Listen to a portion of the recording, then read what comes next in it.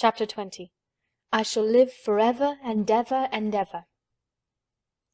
But they were obliged to wait more than a week, because first there came some very windy days, and then Colin was threatened with a cold, which two things happening one after the other would no doubt have thrown him into a rage, but that there was so much careful and mysterious planning to do, and almost every day Dickon came in, if only for a few minutes, to talk about what was happening on the moor, and in the lanes and hedges, and on the borders of streams.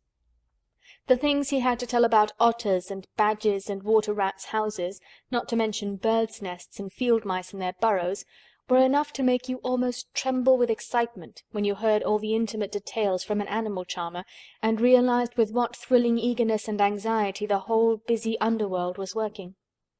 "They're same as us," said Dickon, "only they have to build their homes every year, and it keeps them so busy they fair scuffle to get 'em done." The most absorbing thing, however, was the preparations to be made before Colin could be transported with sufficient secrecy to the garden. No one must see the chair-carriage and Dickon and Mary after they turned a certain corner of the shrubbery and entered upon the walk outside the ivied walls.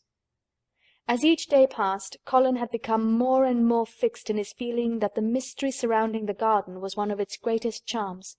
Nothing must spoil that. No one must ever suspect that they had a secret.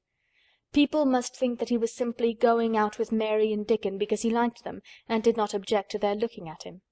They had long and quite delightful talks about their route. They would go up this path and down that one, and cross the other, and go round among the fountain flower-beds as if they were looking at the bedding-out plants the head gardener, Mr. Roach, had been having arranged. That would seem such a rational thing to do that no one would think it at all mysterious. They would turn into the shrubbery walks and lose themselves until they came to the long walls. It was almost as serious and elaborately thought out as the plans of march made by great generals in times of war. Rumours of the new and curious things which were occurring in the invalid's apartments had of course filtered through the servants' hall into the stable-yards and out among the gardeners, but notwithstanding this, Mr. Roach was startled one day when he received orders from Master Colin's room to the effect that he must report himself in the apartment no outsider had ever seen, as the invalid himself desired to speak to him. "Well, well," he said to himself as he hurriedly changed his coat, "what's to do now? His Royal Highness that wasn't to be looked at, calling up a man he's never set eyes on." Mr. Roach was not without curiosity. He had never caught even a glimpse of the boy, and had heard a dozen exaggerated stories about his uncanny looks and ways and his insane tempers. The thing he had heard oftenest was that he might die at any moment, and there had been numerous fanciful descriptions of a humped back and helpless limbs given by people who had never seen him. "Things are changing in this house, Mr. Roach," said Mrs. Medlock, as she led him up the back staircase to the corridor on to which opened the hitherto mysterious chamber. "Let's hope they're changing for the better, Mrs. Medlock," he answered. "They couldn't well change for the worse," she continued, "and queer as it all is, there's them as finds their duties made a lot easier to stand up under. Don't you be surprised, Mr. Roach, if you find yourself in the middle of a menagerie and Martha Sowerby's Dickon more at home than you or me could ever be." There really was a sort of magic about Dickon, as Mary always privately believed. When Mr. Roach heard his name he smiled quite leniently. "He'd be at home in Buckingham Palace or at the bottom of a coal mine," he said. "And yet it's not impudence either. He's just fine, is that lad." It was perhaps well he had been prepared, or he might have been startled. When the bedroom door was opened, a large crow, which seemed quite at home perched on the high back of a carven chair, announced the entrance of the visitor by saying "Caw! Caw!" quite loudly. In spite of Mrs. Medlock's warning, Mr. Roach only just escaped being sufficiently undignified to jump backward. The young Rajah was neither in bed nor on his sofa. He was sitting in an armchair, and a young lamb was standing by him shaking its tail in feeding lamb fashion as Dickon knelt giving it milk from its bottle. A squirrel was perched on Dickon's bent back, attentively nibbling a nut. The little girl from India was sitting on a big footstool looking on. "Here is Mr. Roach, Master Colin," said Mrs. Medlock. The young Rajah turned and looked his servitor over. At least, that was what the head gardener felt happened. "Oh, you are Roach, are you?" he said. "I sent for you to give you some very important orders." "Very good, sir," answered Roach, wondering if he was to receive instructions to fell all the oaks in the park, or to transform the orchards into water gardens. "I am going out in my chair this afternoon," said Colin. "If the fresh air agrees with me, I may go out every day.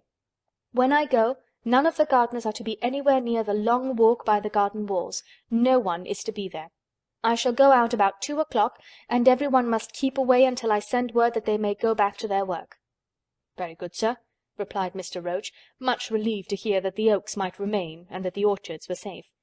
"Mary," said Colin, turning to her, "what is that thing you say in India when you have finished talking and want people to go?" "You say, 'You have my permission to go,'" answered Mary. The Rajah waved his hand. "You have my permission to go, Roach," he said. "But remember, this is very important."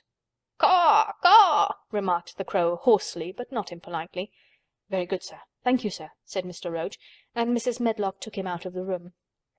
Outside in the corridor, being a rather good-natured man, he smiled until he almost laughed. "My word," he said, "he's got a fine lordly way with him, hasn't he? You'd think he was a whole royal family rolled into one, prince consort and all." "Eh," protested Mrs. Medlock, "we've had to let him trample over every one of us since he had feet, and he thinks that's what folks was born for." "Perhaps he'll grow out of it if he lives," suggested Mr. Roach. "Well, there's one thing pretty sure," said Mrs. Medlock. "If he does live, and that Indian child stays here, I'll warrant she teaches him that the whole orange does not belong to him, as Susan Sowerby says. And he'll be likely to find out the size of his own quarter." Inside the room, Colin was leaning back on his cushions. "It's all safe now," he said, "and this afternoon I shall see it. This afternoon I shall be in it." Dickon went back to the garden with his creatures, and Mary stayed with Colin. She did not think he looked tired, but he was very quiet before their lunch came, and he was quiet while they were eating it. She wondered why, and asked him about it. "What big eyes you've got, Colin," she said. "When you are thinking, they get as big as saucers. What are you thinking about now?" "I can't help thinking about what it will look like," he answered. "The garden?" asked Mary. "The springtime," he said. "I was thinking that I've really never seen it before. I scarcely ever went out, and when I did go I never looked at it. I didn't even think about it." "I never saw it in India because there wasn't any," said Mary. Shut in and morbid as his life had been, Colin had more imagination than she had, and at least he had spent a good deal of time looking at wonderful books and pictures. "That morning when you ran in and said, 'It's come, it's come,' you made me feel quite queer. It sounded as if things were coming with a great procession and big bursts and wafts of music. I've a picture like it in one of my books. Crowds of lovely people and children with garlands and branches with blossoms on them, everyone laughing and dancing and crowding and playing on pipes. That was why I said, 'Perhaps we shall hear golden trumpets,' and told you to throw open the window." "How funny," said Mary. "That's really just what it feels like, and if all the flowers and leaves and green things and birds and wild creatures danced past at once, what a crowd it would be. I'm sure they'd dance and sing and flute, and that would be the wafts of music." They both laughed, but it was not because the idea was laughable, but because they both so liked it. A little later the nurse made Colin ready. She noticed that instead of lying like a log while his clothes were put on, he sat up and made some efforts to help himself, and he talked and laughed with Mary all the time. "This is one of his good days, sir," she said to Dr. Craven, who dropped in to inspect him. "He's in such good spirits that it makes him stronger." "I'll call in again later in the afternoon, after he has come in," said Dr. Craven. "I must see how the going out agrees with him. I wish," in a very low voice, "that he would let you go with him." "I'd rather give up the case this moment, sir, than even stay here while it's suggested," answered the nurse with sudden firmness. "I hadn't really decided to suggest it," said the doctor with a slight nervousness. "We'll try the experiment. Dickon's a lad I'd trust with a newborn child." The strongest footman in the house carried Colin downstairs and put him in his wheeled chair near which Dickon waited outside. After the manservant had arranged his rugs and cushions, the Rajah waved his hand to him and to the nurse. "You have my permission to go," he said, and they both disappeared quickly, and it must be confessed giggled when they were safely inside the house. Dickon began to push the wheeled chair slowly and steadily. Mistress Mary walked beside it, and Colin leaned back and lifted his face to the sky. The arch of it looked very high, and the small snowy clouds seemed like white birds floating on outspread wings below its crystal blueness. The wind swept in soft, big breaths down from the moor, and was strange, with a wild, clear, scented sweetness. Colin kept lifting his thin chest to draw it in, and his big eyes looked as if it were they which were listening instead of his ears. "There are so many sounds of singing and humming and calling out," he said. "What is that scent the puffs of wind bring?" "It's the gorse on the moor that's opening out," answered Dickon. "Eh, the bees are at it wonderful to-day." Not a human creature was to be caught sight of in the paths they took. In fact, every gardener or gardener's lad had been witched away. But they wound in and out among the shrubbery and out and around the fountain beds, following their carefully planned route, for the mere mysterious pleasure of it. But when at last they turned into the long walk by the ivied walls, the excited sense of an approaching thrill made them, for some curious reason they could not have explained, begin to speak in whispers. "This is it," breathed Mary. "This is where I used to walk up and down and wonder and wonder." "Is it?" cried Colin, and his eyes began to search the ivy with eager curiousness. "But I can see nothing," he whispered. "There is no door." "That's what I thought," said Mary. Then there was a lovely breathless silence, and the chair wheeled on. "That is the garden where Ben Weatherstaff works," said Mary. "Is it?" said Colin. A few yards more and Mary whispered again. "This is where the robin flew over the wall," she said. "Is it?" cried Colin. "Oh, I wish he'd come again." "And that," said Mary with solemn delight, pointing under a big lilac bush, "is where he perched on the little heap of earth and showed me the key." Then Colin sat up. "Where? Where? There?" he cried, and his eyes were as big as the wolf's in Red Riding Hood, when Red Riding Hood felt called upon to remark on them. Dickon stood still, and the wheeled chair stopped. "And this," said Mary, stepping onto the bed close to the ivy, "is where I went to talk to him when he chirped at me from the top of the wall.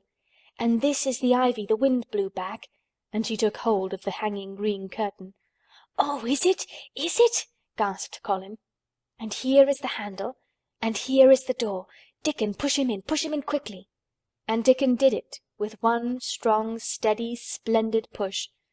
But Colin had actually dropped back against his cushions, even though he gasped with delight, and he had covered his eyes with his hands and held them there, shutting out everything, until they were inside, and the chair stopped as if by magic, and the door was closed. Not till then did he take them away and look round and round and round, as Dickon and Mary had done. And over the walls and earth and trees and swinging sprays and tendrils, the fair green veil of tender little leaves had crept, and in the grass under the trees and the grey urns in the alcoves, and here and there, everywhere, were touches or splashes of gold and purple and white, and the trees were showing pink and snow above his head, and there were fluttering of wings and faint sweet pipes and humming and scents, and the sun fell warm upon his face like a hand with a lovely touch. And in wonder Mary and Dickon stood and stared at him. He looked so strange and different, because a pink glow of colour had actually crept all over him, ivory face and neck and hands and all. "I shall get well! I shall get well!" he cried out. "Mary, Dickon, I shall get well! And I shall live forever and ever and ever!" End of chapter 20.